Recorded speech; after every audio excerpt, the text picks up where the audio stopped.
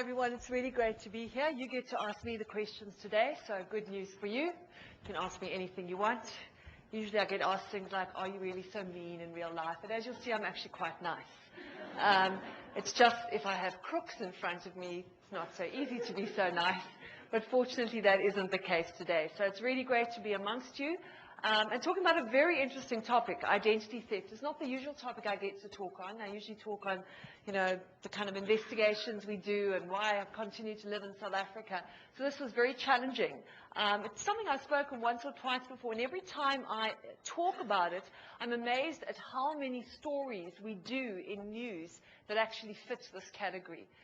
It's a lot more prevalent than possibly we think. And I'm going to show you why and how and give you some great examples.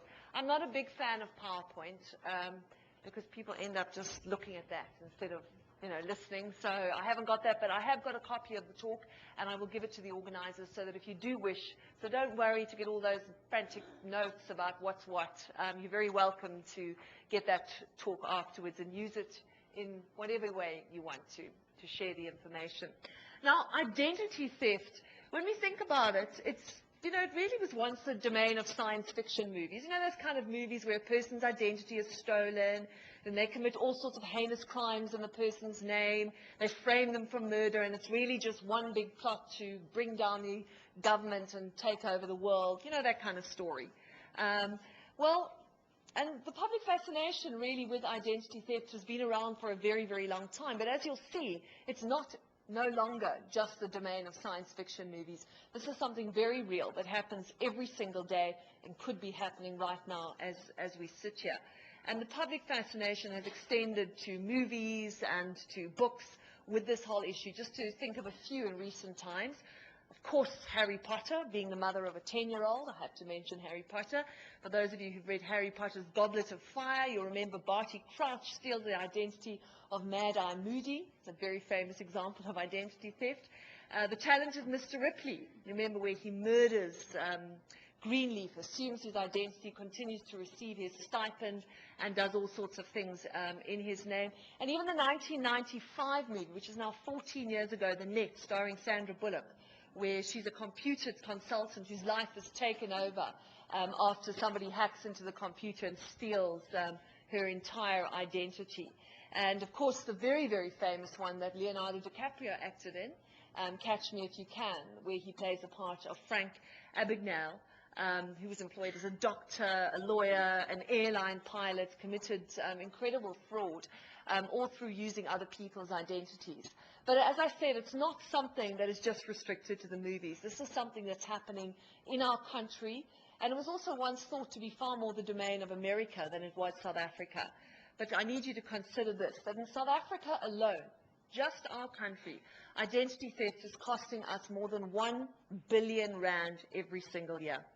1 billion rand every single year, and that's according to major credit bureaus and a national insurance organization. The South African Fraud Prevention Service says it gets up to 25 complaints daily about identity theft, and the Consumer Profile Bureau says it's become so prolific that it's become the white-collar crime of choice, and mainly because it's so incredibly easy to do something like this.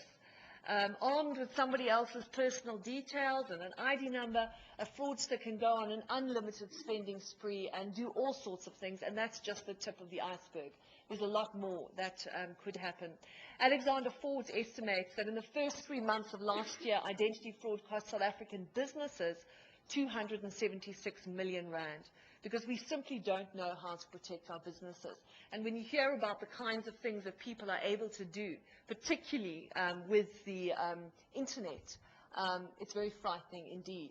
And whilst the internet is this wonderful thing that we all embrace, it also has meant that access to information is so much easier, because every time you go online, all sorts of information is given. When you're shopping on Amazon.com or Kalahari.net, any of the online shopping services, eBay, online banking, we use it every single day. But at the same time, it does mean that all sorts of information is given over the net, and clever people who know how to hack into computers, and I'm going to give you some horrific stories of things that people have done. And yes, it is intended to scare you, because I think we all need to pay a lot closer attention to protecting identities. So what is identity theft? Quite simply, it involves the wrongful use of personal information by someone posing as that person for fraudulent purposes.